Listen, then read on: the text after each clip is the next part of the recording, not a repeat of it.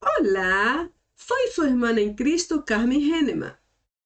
Y nuestro tema de hoy es muy interesante, especialmente porque habla de algo que Dios nos manda hacer, o sea, habla de un tipo específico de llamado, el llamado para enseñar. Entonces, lo discutiremos a partir de ahora en base a dos palabras o a dos términos muy específicos. ¿Cuáles son ellos? El primer término es el didáscalos, que se traduce al español como maestro. Y el segundo es catequetes, que se traduce al español como profesor. Dos palabras muy distintas, pero que se completan entre sí en lo que hacen, una vez que los dos trabajan más o menos en la misma dirección. Pero yo pregunto, ¿será que hay alguna diferencia entre ellos? Los dos trabajan en la misma dirección, pero ¿qué diferencia hay? ¿Qué será que podemos decir de uno y de otro para encontrar la diferencia o las diferencias básicas entre ellos? ¿Cuáles son los principios rudimentales de cada uno de ellos, por ejemplo? ¿Y en qué se basan sus experiencias? Porque la respuesta a estas tres preguntas nos hará entender la importancia de ser un didáscalos y también de ser un catequetés. Entonces, ¿dónde será que nosotros nos encajamos con relación a uno y al otro? Lo entenderemos a partir de ahora, a partir destas dos definiciones bien importantes. Veremos entonces la primera, que es el didáscalos. Se traduce al español como maestro y viene directamente del latín antiguo o del antiguo latín magister. De magister genera o crea la palabra maestro. Viene del latín antiguo magister, que significa literalmente el mejor o el más mejor. A partir de ahí já vimos que o conceito de maestro é bastante alto. Se origina também da raiz magis, o magis, como se lê em espanhol, pero creio que como é latim, se lê magis, que literalmente é mais. Ou seja, quando eu digo mais, me refiro a algo mais que os demás. El maestro tiene algo más que los demás. Y se refiere, por ser más, se refiere a algo magno o máximo. Esto es literalmente una excelente definición. Entonces, a partir de esos conceptos, a partir deste prenúncio, desta primeira parte de definições, vemos entonces que el maestro no es cualquier persona. Pero la palabra maestro aquí se refiere a alguien que sabe con un poco más de profundidad.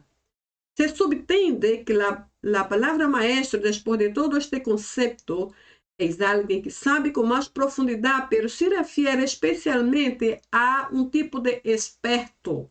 Alguém que é experto em algo, a um tipo de sábio, poderíamos dizer, ou então a uma pessoa que é um perito em alguma coisa.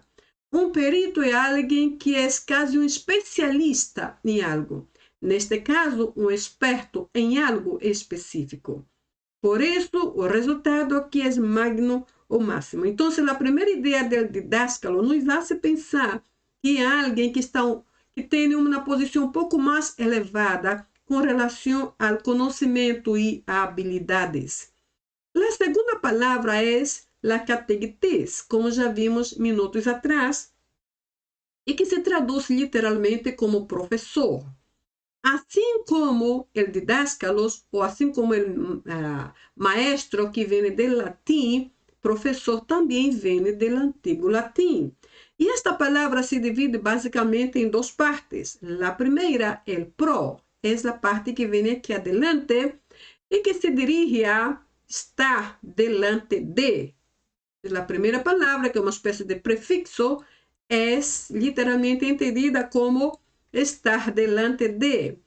E además do verbo fateri, que es literalmente hablar, es lo que el profesor hace, él habla, y del profiteri, que es hablar delante de otros. O sea, fateri es el verbo hablar, el pro ya incluye aquí. Entonces, el profiteri es la conclusión de los dos anteriores. Pro, delante de, fateri, hablar. Entonces, el final aquí es profiteri, hablar delante de otros. Também significa ou indica aquele que professa. Professa porque vem de professor. Professor é alguém que professa, que diz, que habla algo ou que declara as verdades que ensina. Então, vemos que essa definição, este conceito é bastante interessante, mas já podemos ver desde aqui que há uma clase de diferencia entre el didáscalos y el catequetés, o sea, entre el maestro y el profesor. Veremos entonces que de acuerdo a la educación académica, de acuerdo a los diccionarios, comentarios, concordancia y todo lo que se refiere al académico, existe una clara diferencia entre profesor y maestro. Ejemplo, el profesor enseña, el maestro instruye. Há uma diferença entre uma coisa e outra. Ensinar pode ser, de repente, só uma transferência de informação, de conhecimento. Mas ele instruir é usar este conhecimento para formar a alguém ou o caráter de alguém. O professor tem o conhecimento, mas o maestro tem a experiência. O conhecimento é algo fundamental para crescer, mas a experiência anda junto com o conhecimento.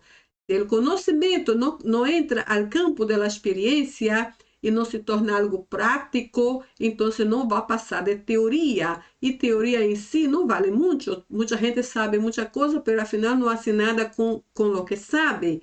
Então, o maestro completa o que o professor já apresenta. O professor tem o treinamento, o maestro tem a habilidade. O professor depende de su conhecimento, depende de seu treinamento, das práticas, das repetições. Mientras isso, o maestro tem uma habilidade natural para transferir este conhecimento que o professor tem. O professor é conhecedor, o maestro é perito. Ou seja, o professor generalmente lê muito, estuda muito, escuta de outros, pero o maestro hace todo isso, porque tem esta habilidade natural que vemos aqui arriba, então tem aparentemente mais habilidade, ou eu diria aquela espécie de vocação para tornar todo este treinamento, todo este conhecimento em prática, e por isso seu conhecimento não se para, não se estaca somente ali, passa a ser experiência viva, passa a ser vida em realidade. Por isso é classificado como um perito, porque tem a habilidade de tomar todo o treinamento, mais sua habilidade natural, trazendo a experiência, trazendo a prática, a teoria, e por isso todo se manifesta em um nível mais alto, porque pode usar de forma prática o que o outro apresenta em forma teórica. La motivación del profesor está en lo que recibe y del maestro en lo que da. O sea, yo digo recibe, o que recibe referindo-me a resultado de su trabajo. Si sus alumnos aprenden y se crecen, se tornan bastante profissionais, entonces en esto está su motivación o su satisfacción. Sin embargo, el maestro en lo que da, el maestro transmite sempre com mais profundidade, incluso com mais vida, porque traz experiência, traz a vida, a teoria, e se sente muito bem haciéndolo. O professor possui a técnica e o maestro possui a vida. Então, enquanto o professor ensina a teoria, a técnica, o treinamento, o maestro traz a vida, que é o que hace vibrar o conhecimento que o professor tem. O professor transmite informação, o maestro transmite consciência. Então, a informação, às vezes, é somente uma transferência de conhecimento, de algo que eu aprendi, de algo que eu sei que é correto. Pero a consciência é o convencer, é o persuadir a alguém de que aquele conhecimento, daquela informação é verdadeira e, además, conduzir a pessoa a praticar ou a tornar-se aquilo que estamos ensinando. Por exemplo, na área de medicina ensina tantas coisas. Esse médico, mais tarde, pode ser um bom médico e pode ser, de repente, um mau médico. Pode ser um profissional muito bom ou um mau profissional. Depende da consciência que ele vai herdar de todo o seu tempo de treinamento e formação como aluno. Se seus maestros inculcaram em sua mente de que ele deve ser um profissional responsável, será responsável por vida, deve ser o melhor de si, não importando se aquele outro reconhece ou não, se agradece ou não, se ele vai com esta mentalidade de servir e a ser o melhor, isso é tratar a nível de consciência. A pessoa está consciente de seu juramento de salvar vidas e vai hacerlo aún que não seja bem pagado para isto, aún que não seja sequer reconhecido. A consciência hace toda a diferença sobre esta informação que se recebeu anteriormente. O professor trata a nível de intelecto, pero o maestro a nível de caráter. É toda a mesma coisa. O professor informa ou dá a informação, transmite o conhecimento que se queda generalmente a nível de intelecto, porque nosso intelecto é muito necessário, muito importante, nos ajuda a compreender, a processar a informação e colocar em prática. Sin embargo, o maestro tem a habilidade de tomar toda esta informação e tratar com o interior do indivíduo, a nível de consciência, a nível de conduta, a nível de formação de opiniões e, sobretudo, como vai aplicar isso mais tarde. Então, formar o caráter do aluno é muito mais importante que só transmitir informações. O professor tem metas e propósitos, pero o maestro tem a visão. Ter metas e propósitos é muito necessário, muito importante. Pero a visão é algo um pouco mais alto. Metas e propósitos nos dirigem para um rumo, para uma direção exata. Pero a visão não só nos ajuda a ir para uma direção exata, pero também nos mostra aonde vamos chegar e como vamos chegar allá e que podemos fazer quando chegarmos allá. Esta visão mira hacia o futuro e nos mostra desde aqui que bueno podemos ser mais tarde e se não cuidamos de ver esses detalhes e levá-las a sério as metas e propósitos que o maestro, que o professor ensina, então a visão se perderá ou simplesmente nunca existirá. E esta não é a meta de um profissional, por lo menos não deve ser. O professor genera resultados temporários, pero o maestro genera resultados eternos. Temporários porque me refiro solamente à informação, à transmissão de conhecimento. Se isso se taca ali, se estabiliza neste ponto e não passa de allá, nunca vai produzir nada para mais de allá. Então, quando me refiro aqui que o maestro produz resultados eternos, é porque eu estou enfatizando que o maestro trata com o caráter, trata com a consciência do indivíduo, o maestro traz a vida, o maestro conscientiza os alunos que tem, o maestro tem a habilidade e transfere a experiência, instrui mais que ensinar. Então, por todos esses passos que o maestro dá, o resultado tem que ser eterno, ou seja, tem que ser algo que dure para sempre. E no futuro, os alunos desse maestro estarão sumamente orgulhosos, não só do maestro ou dos maestros que tiveram, mas de lo que eles são agora em realidade, porque são produtos desses buenos maestros que eles convenceram, que eles inculcaram na cabeça, que formaram seu caráter, que eles transferiram uma nova e boa visão e lhes ajudaram a chegar mais allá de lo que eles haviam pensado. Por isso, os resultados são eternos. E com essa consciência de que hacemos algo sempre, porque os demais merecem o melhor, e además porque Deus é quem está recebendo a glória de tudo isso. Uma vez que a Bíblia diz que todo quanto hacemos, devemos fazê-lo como para o Senhor. Então, uma vez mais, o professor ensina, o maestro instrui. O professor tem o conhecimento, o maestro tem a experiência. O professor tem o treinamento, o maestro tem a habilidade, o professor é conhecedor, o maestro é perito. A motivação do professor está em lo que recebe, a do maestro em lo que dá.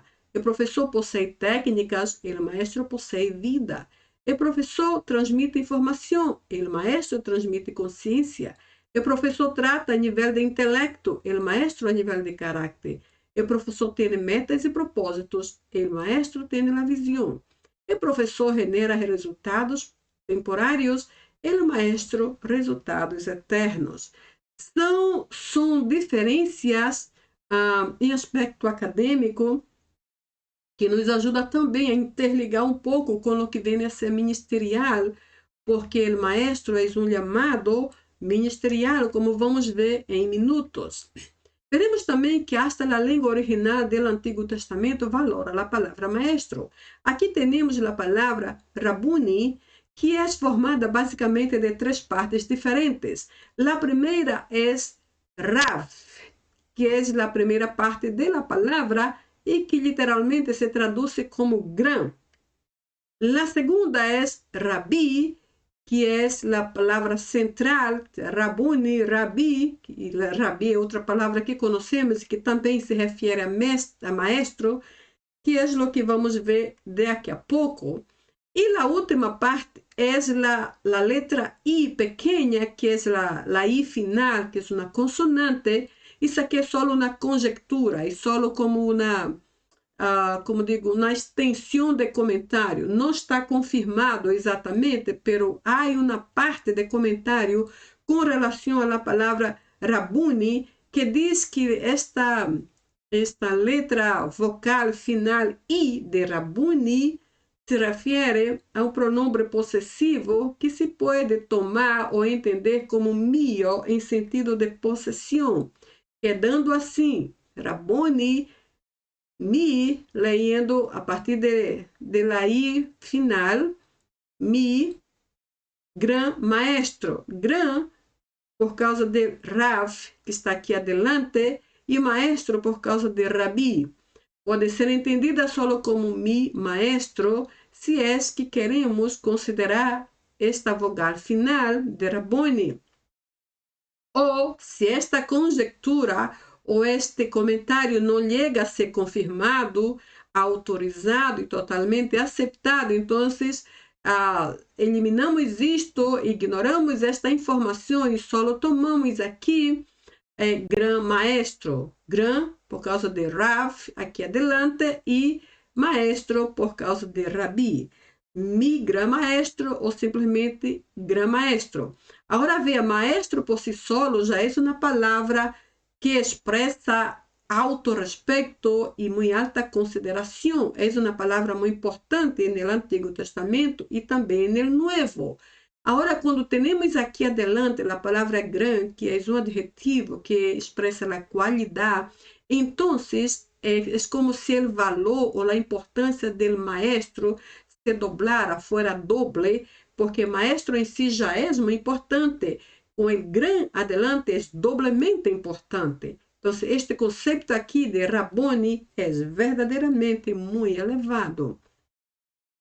Veamos então que Raboni é a forma mais elevada de Rabi. Rabi também significa maestro, pero Raboni expressa muito mais, possivelmente por causa do gran que está em frente e que valora a palavra Rabi em si mesmo. Então, veja bem, expressa mais respeito ou um respeito aún mais elevado.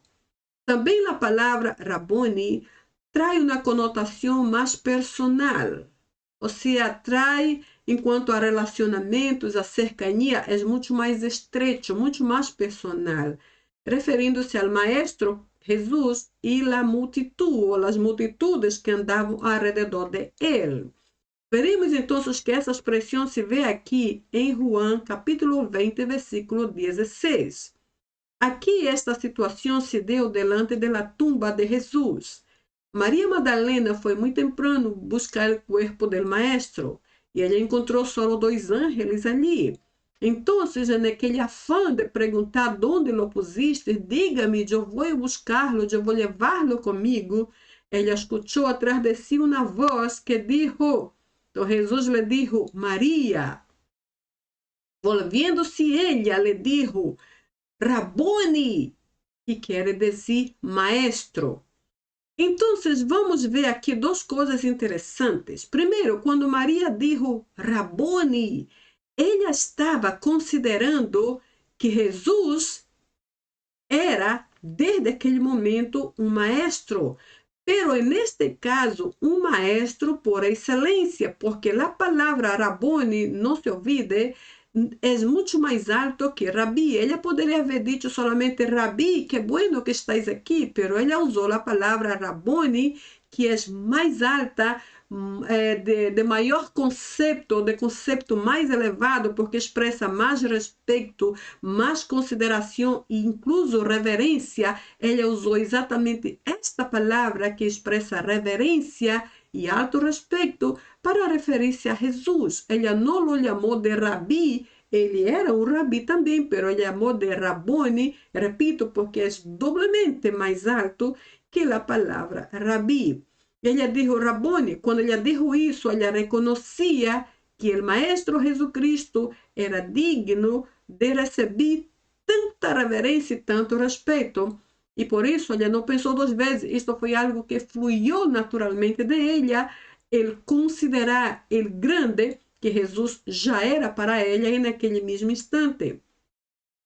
A segunda coisa que quero mencionar é que algumas versões bíblicas dizem assim: Jesus lhe dijo Maria, volvendo-se ela, lhe dijo em hebreu, Rabboni, que quer dizer maestro. Outras versões dijo, volvendo-se ela, lhe dijo em arameu, Rabboni, que quer dizer maestro. Então, minha pergunta é, por que algumas versões dizem que o texto está em hebreu e outras dizem que o texto está em arameu? Por que essa classe de discordância?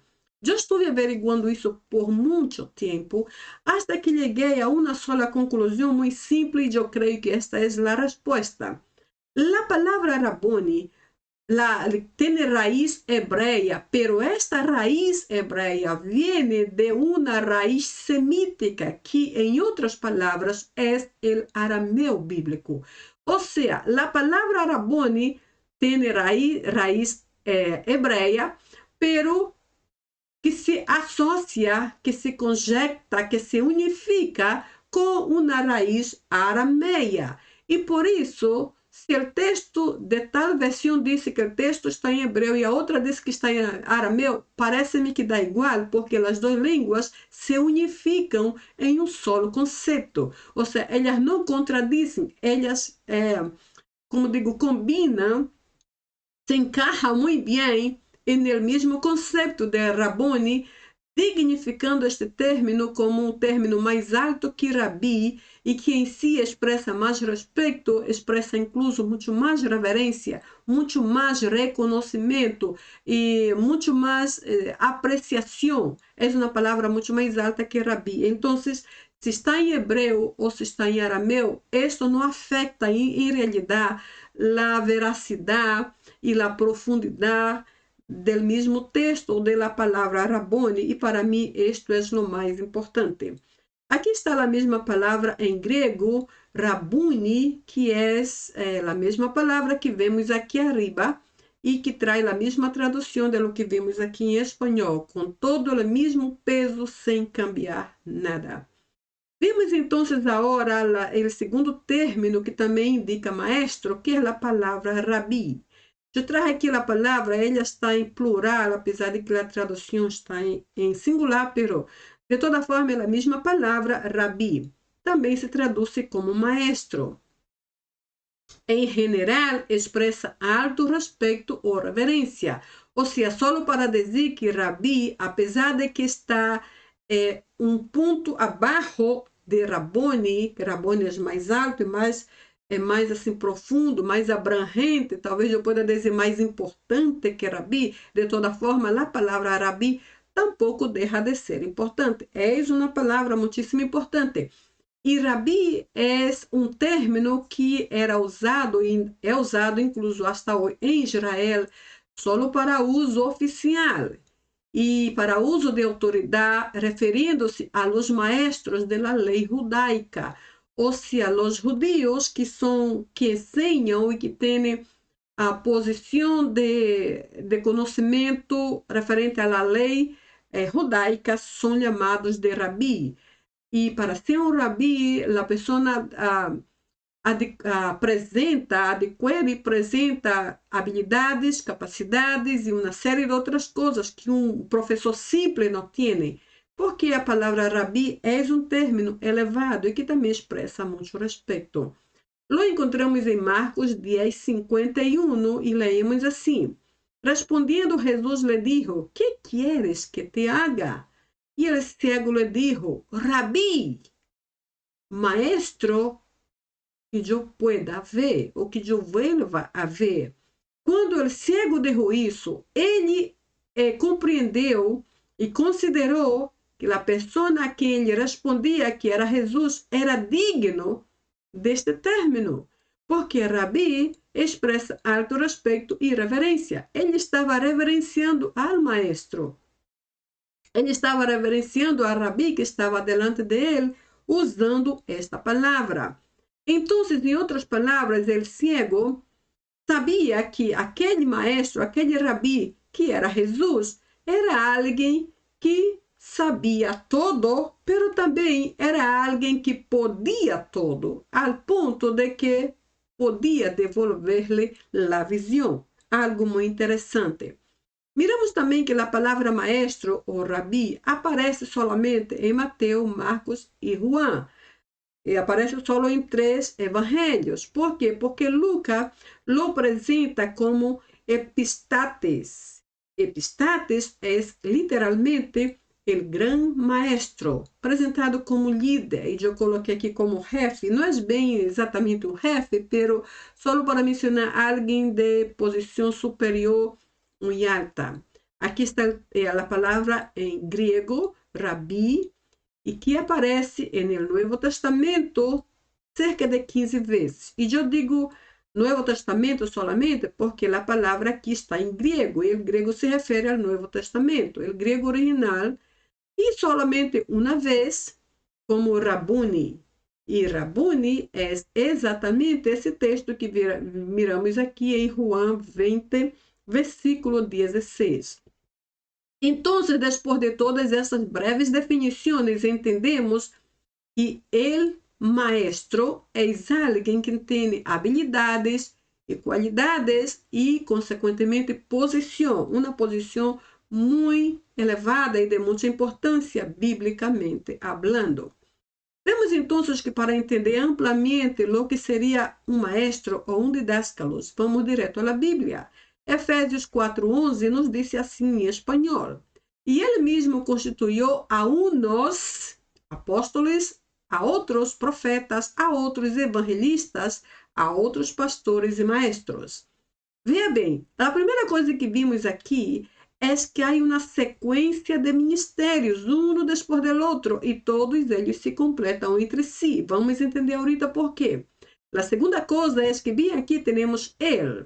Este ele se refere a Deus, dizendo que ele constituiu.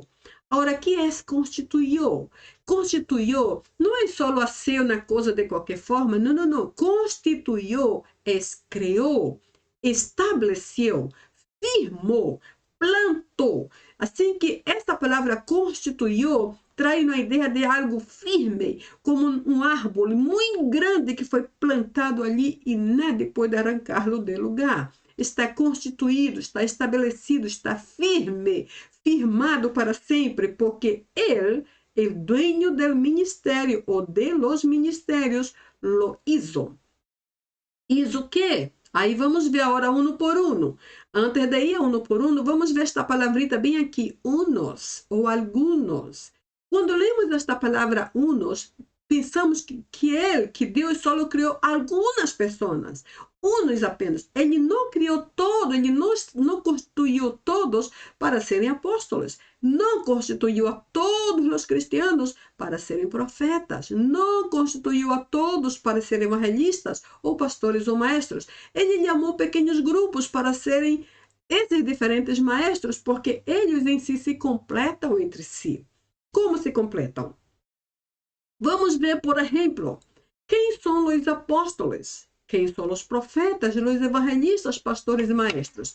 Então, eu vou usar mi mano aqui. Se esta classe fora para ninhos, eu diria assim, eu usaria mi mano E eu diria, bem, este dedo aqui, este primeiro dedo, é gordito, assim, fuerte, bastante fuerte. Ele é o primeiro dedo de minha mano. Por isso, ele representa a los apóstolos, que são os primeiros mencionados aqui nesta lista. Quem são os apóstolos? Os apóstolos são aqueles que vão primeiro ao campo missioneiro, aqueles que entram primeiro em certas culturas, aqueles que entram primeiro em alguns países, aqueles que pagam os preços primeiro para que os outros ministérios possam entrar por la mesma porta. E às vezes os apóstolos pagam o preço com sua própria vida, ou seja, muerem. E se isto acontece, o importante é que a porta se quedou aberta para que os demais ministérios também possam entrar. Pero el apóstolo tiene que ser primero porque aparentemente es el preparado o el llamado para iniciar, para fundar ministérios, para crear nuevas ramas ministeriales y así hacer la obra, pero de otra forma, como un apóstolo, como un pioneiro, como um fundador, como um criador do ministério. E fazer isto não é fácil, porque começar do zero nunca é fácil. E, sobretudo, quando não há pessoas ao redor para ajudar. Então, este é o apóstolo, é o que vai primeiro, por isso é o primeiro dedo. Pero depois que o apóstolo abre a porta, normalmente ele não se queda. Às vezes sim, às vezes não. Pero em caso de que não se quede, quem deve entrar depois de ele é ser profeta. E quando menciono profeta, eu não estou mencionando aquelas pessoas que se levantam nas igrejas e começam a dizer uma série de coisas dizendo que é profecia. Não me refiro a isto. Eu me refiro a los predicadores da palavra, que neste caso vem agora ser o segundo dedo. Não é muito grande e tampouco é muito pequeno. Ele está na medida exata, o segundo dedo aqui. São os profetas, são os predicadores da palavra. E por que eles são chamados profetas? Porque a palavra de Deus é a profecia mais completa que há. Nada tem que sair por aí profetizando com a ideia ou com a intenção de completar o que a Bíblia disse. Não existe isso. A Bíblia é em si completa e são chamados profetas porque predicam o que a Bíblia já disse. Então, é o segundo que vem e que entra por as mesmas portas que os apóstolos abriram. Depois de isto, normalmente aparecem os evangelistas, que são este dedo mais grande aqui. Por que o dedo mais grande é o evangelista? Porque o evangelista normalmente são pessoas que têm uma habilidade tremenda para reunir multitudes ao redor de si e predicar a multitudes de gente. Então, em outras palavras, os evangelistas hasta são os mais famosos de todos esses ministérios, justamente porque reúne multitudes muito rápido. E eu estava vendo outro dia que os evangelistas, às vezes, nem estudaram muito. Eles não foram na universidade teológica, por exemplo, muitos deles, pero eles têm uma unção específica dada por Deus para reunir multitudes, operar milagros, fazer campanhas evangelísticas e tudo isso. Então, este evangelista é algo muito necessário nesta sequência ministerial, assim como este dedo grande aqui. Ele se torna famoso bem rápido, por isso é o mais grande. Agora, veja bem, o evangelista quase nunca se queda em lugar. Ele vem, faz as campanhas evangelísticas, salva multitudes através da palavra, mas ele se vai a outro lugar. Quem deve entrar em seguida dele para trabalhar com aqueles que ele salvou ou ganhou durante as campanhas, que é isso? Aí vem aqui o seguinte, que são os pastores. O pastor é aquele que Deus chama para estar, às vezes, na mesma igreja por anos, anos e anos, assim como um papá que cuida de seus filhos. Ele está aí, vivendo na mesma casa, com os mesmos, a mesma família, que neste caso é a igreja. Bem, os pastores necessitam aparecer imediatamente depois que o evangelista se vá, porque senão aquelas multitudes que o evangelista ganhou se perdem outra vez. Para que não se perda, Deus levantou os pastores e os mandou ir bem rápido a resgatar todos os que tomaram uma decisão hacia Cristo, para então discipulá-los e treiná-los y tenerlos en la iglesia como miembros y a partir de ahí crecer espiritualmente. E em meio de tudo isso, especialmente em meio do ministério pastoral ou da igreja, surge então a necessidade do maestro. Quem é o maestro? É o dedo mais pequenito que temos aqui. Este quase insignificante, não em correlação a nossa mão, porque todos os dedos são muito necessários, pero algumas pessoas dizem, por que o maestro é o último da lista? E eu digo a vocês uma coisa, não é porque é o último da lista que não seja importante, é tão importante quanto o apóstolo e quanto os demais ministérios, porque é o maestro que vai cuidar das minúcias das doutrinas da igreja, as minúcias da palavra, aquelas minúcias, aquelas coisas pequenas pero profundas da palavra que o pastor não tem tempo de fazer durante o culto. O culto normalmente demora umas 2 horas e o pastor predica, pero não tem tempo de tratar muito assim minuciosamente com os aspectos da doutrina bíblica ou da teologia bíblica. Então, aí vem o maestro.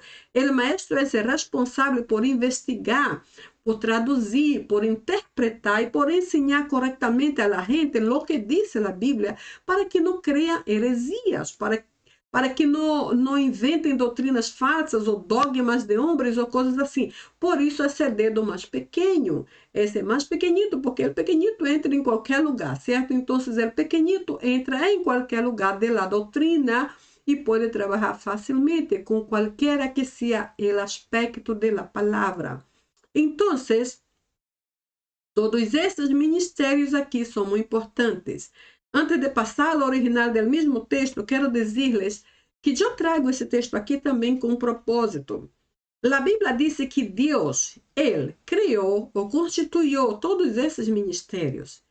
Agora, veja, há pessoas atualmente que, por exemplo, mês passado se apresentaram como apóstolos. Este mês se apresentam como profetas. Mês que vem, possivelmente aparecerão como evangelistas e assim sucessivamente. Próximo ano serão pastores, não sei quando serão mais, eles inventam seus próprios títulos. A Bíblia diz que Deus, Ele, constituiu. E este constituiu não é inventou, não, ele criou, ele chamou, hizo uma chamada celestial, derramou uma unção específica para cada um desses ministérios. Por isso eu falei do evangelista. Há evangelistas que não estudaram muito, mas têm uma unção tão clara e tão poderosa que nadie pode negar que são chamados para ser evangelistas.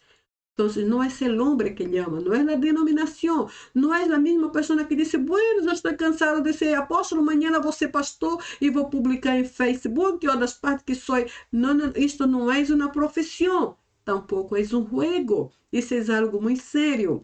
Se não damos evidência deste chamado, se não temos um chamado de Deus, não nos metamos aí, porque nos vamos meter em um seríssimo problema.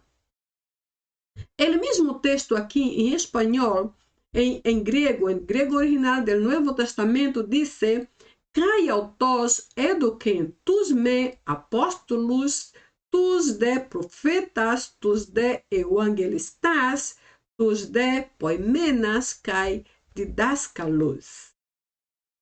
Se tu vês, toda a sequência é igual. Apóstolos, aqui está. Para apóstolos, profetas, aqui.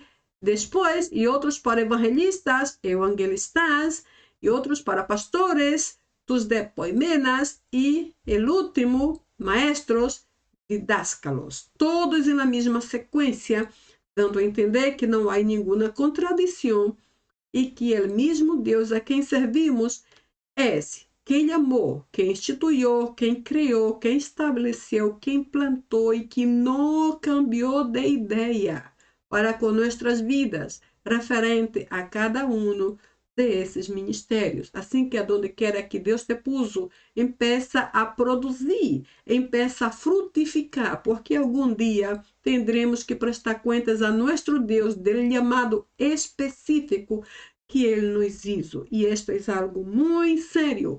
Não somos inocentes se nós recebemos de Deus um chamado e lo largamos por aí e decidimos viver nossa própria vida como bem quisimos fazer. la deuda será un poquito pesada al final de todo. Entonces, ¿qué podemos pensar como aplicación sobre la palabra didáscalos, maestro, o la palabra catequetes, que es profesor? Vimos en el inicio de esta presentación, de este PowerPoint, que hay diferencias entre maestro y profesor, y vimos lo que uno hace y lo que otro da, lo que uno enseña, lo que otro refuerza. Vimos las diferencias, pero la pregunta aquí es, ¿cuál es la semejanza entre uno y otro? ¿Cuál es la semejanza? Vemos entonces que, apesar de que nem todos foram chamados para serem maestros, e talvez alguns tampouco para serem professores, independentemente de qualquer coisa, sempre há algo que nós podemos dar. Talvez a maioria não se encontre exatamente em uma espécie de ocupação ministerial. Talvez a maioria não seja maestro, mas sempre há algo que podemos compartilhar com os demais. Biblicamente hablando, el compartir significa distribuir ou dividir algo com outros. Isso é como, por exemplo, dividir um prato de comida com alguém que tem hambre, ou dividir nossas roupas, ou incluso nosso tempo. Quando hablamos de dividir comida, hablamos de dar a alguém que tem hambre algo que vai solucionar o problema, por lo menos naquele momento. É dar algo necessário para o momento específico, para o momento exato. Então, dar um pouco de nós ou de lo que temos é algo possível de fazer. Assim que, aunque não sejamos considerados maestros em alto nível, podemos e devemos compartilhar uma palavra de salvação com outros. A quem? Com nossa família, com nossos vecinos, com nossos parentes allá em nosso país, com alguém com quem trabalhamos ou alguém com quem estudamos. Necessitamos compartilhar, porque para isto fomos chamados. Compartilhar a palavra de Deus não depende de um ministério específico. Somos chamados para servir ao Senhor compartilhando com outros. Assim que estaremos compartilhando a palavra de Deus e ao mesmo tempo compartilhando a palavra de paz, a palavra de esperança, a palavra de alegria. E sabe, irmãos, quantas pessoas ahorita mesmo no mundo não têm paz e estão hasta tratando de eliminar com sua própria vida porque não encontram paz, não têm esperança, não têm apoio, não têm respaldo de nenhuma maneira. Então, nós podemos trazer-lhes paz quando lhes damos uma palavra de ânimo em base à palavra de Deus. Assim que não te olvides, porque tanto tu quanto eu, ou vice-versa, temos muito que compartilhar. Uma palavra vale muito mais que qualquer outra coisa que nós podamos dividir com alguém. Especialmente se esta palavra é uma palavra de motivação, uma palavra de bendição em base à palavra poderosa de nosso Deus. Para nós não há excusa. Deus não nos chamou para ser desocupados da igreja. Ele não nos chamou para viver 50 anos só sentando na igreja, escutando e nunca compartilhar nada com nadie. Se hacemos assim, teremos uma deuda que jamais podremos pagar. Não esperes ser um maestro para poder compartilhar a verdade de Deus que tu já conheces. Não esperes ser tampouco classificado como um professor. Se alguém em tua igreja, se alguém em tua família não vê em ti nenhuma classe de habilidade, nenhuma classe de utilidade, não te preocupes com isto. Simplesmente abre tu boca e predica em tu trabalho, em tua escola, em tu vecino, aonde tu vais comprar, no supermercado, no restaurante. Habla de Deus. E isso é tudo. E, afinal de todo, aqueles que compartem o melhor que temos, que é a palavra do Senhor, serão honrados por el mesmo Deus. E isto é muito melhor que cair em deuda com Ele, porque esta deuda jamais poderemos pagar. Assim que como catequetes, ou como maestro, ou como didáscalos, temos algo que compartilhar, e isto é a palavra do Senhor, e é o mais importante. E que o Senhor nos ajude a cumprir nossa parte como cristianos e hijos de Deus. Amém? Bem, como sempre, este tema foi muito edificante para mim. E compartilho com vocês como todas as vezes les digo, me hace crescer muito. Gracias por ser parte de nosso ministério e também por ser parte de nosso canal.